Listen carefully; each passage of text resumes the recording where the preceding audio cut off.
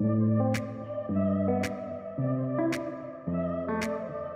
started our day by heading to homeroom. We ordered a buffalo chicken mac and cheddar jalapeno biscuit. The biscuit was fluffy and topped with baked cheese, served with a side of whipped butter, which was so smooth and creamy. The mac was filled with chunks of grilled chicken, topped with crispy breadcrumbs and homemade ranch. This dish was just a bowl of cheesy, creamy goodness, with the breadcrumbs elevating its overall texture. Not forgetting the people, who were so warm and friendly. We also headed to Carl's Jr. to grab an Oreo shake.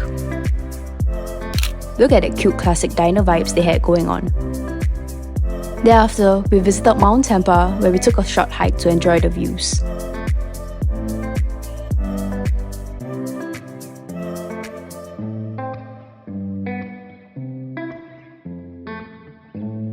It was such a good way to kickstart our trip with mountainous views and fresh air.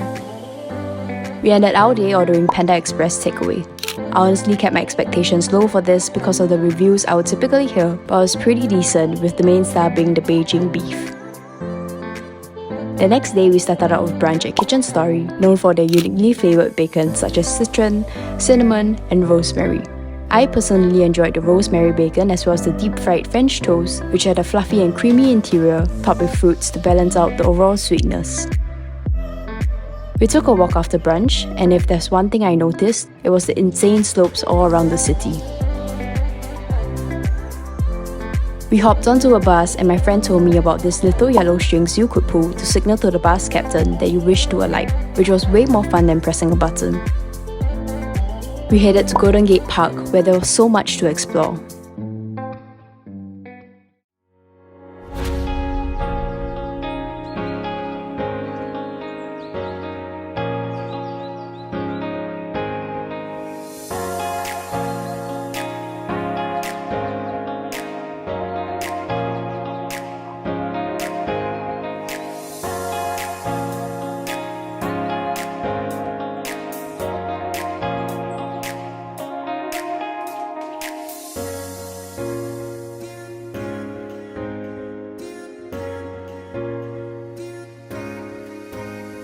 We set out to visit Fisherman's Wharf, making a breakfast pit stop at Boudin Bakery.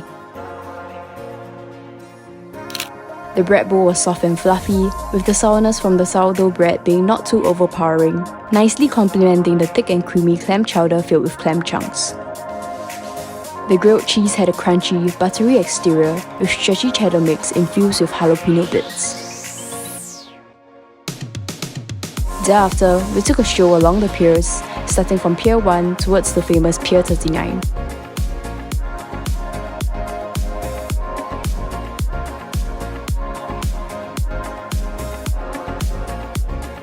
Along the way, we stopped by Sotto and ordered the seafood cipino. They were very generous with the amount of seafood, ranging from crabs, mussels, squids, and clams, together with a light and flavorful tomato-based seafood broth and a bread basket.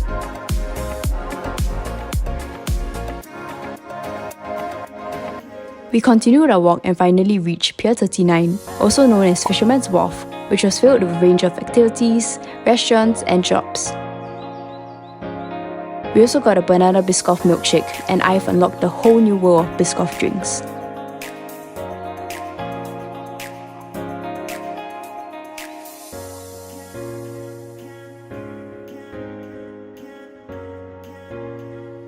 We walked further down the pier and visited this quirky little museum filled with a whole bunch of cool collectible items and retro games.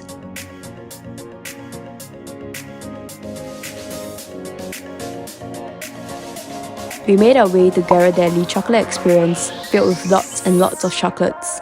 And of course, we had to grab some chocolates to try. We ended the day with yet another fast food chain, Chipotle, and this was phenomenal. I ordered the carnitas bowl and I loved how the sour cream acted as a sauce base. Honestly, I can't describe this any other way apart from would definitely buy again.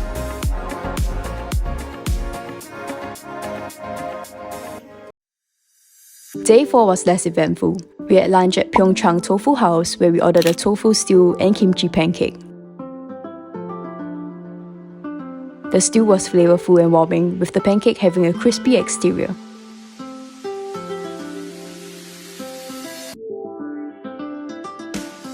We took a bus to UCB and made our way to Buckley Rose Garden, which was only a 30-minute walk, but the steep slopes were a real challenge. We arrived at the Rose Garden under the scorching hot sun, where we saw a wide variety of flowers, although the area was pretty dry as it was summer during our time of visit.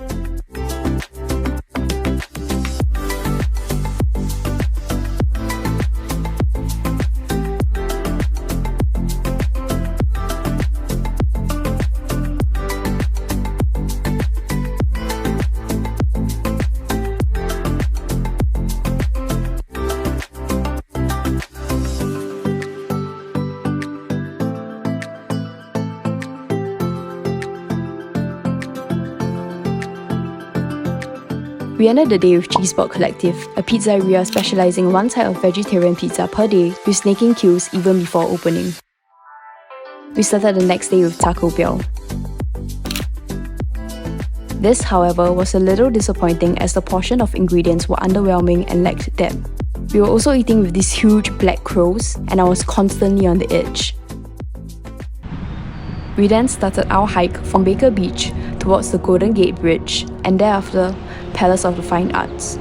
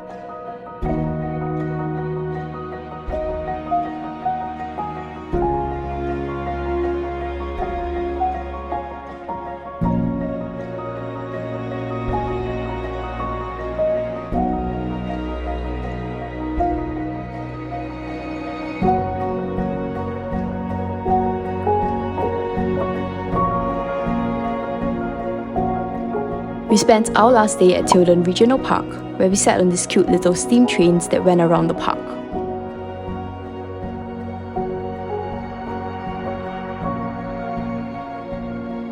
We also visited this little farm where you could feed the animals.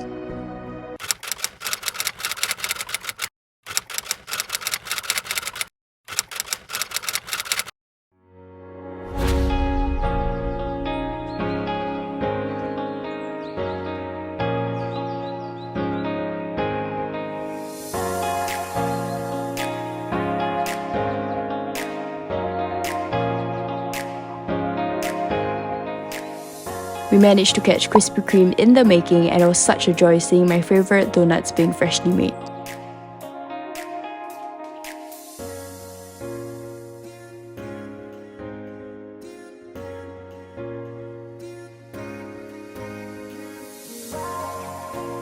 We began our journey to Las Vegas and stopped by the South Premium Outlets to grab lunch, where we bought a Chinese stir-fry and some tacos, with the former being so smoky and juicy. We checked into Vidara Hotel, which was loaded with amenities such as a kitchen, living room, and a washer.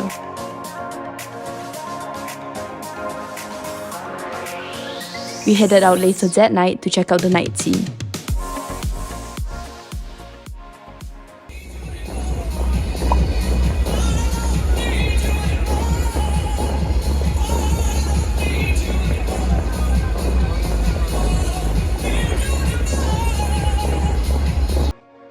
We grabbed some Haiti B's hot chicken thereafter, and everything here was amazing. On our last day, we headed to Wynn Buffet for lunch, which had a range of seafood, meat, and an international cuisine section.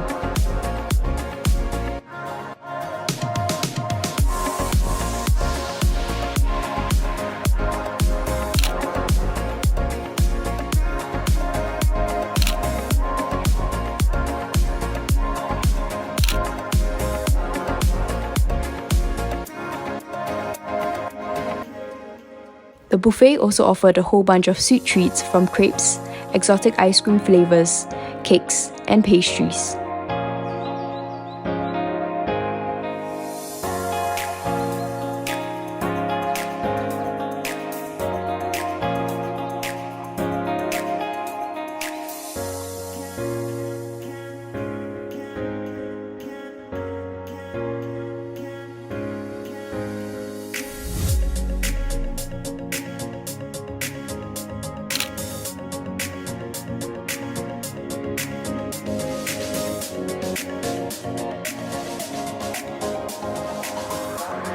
After lunch, we took a stroll back to our hotel.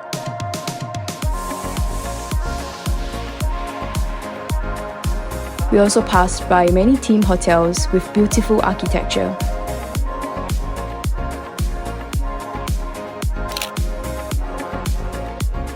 We ended our trip with one last show before driving back to LA to catch our flight home.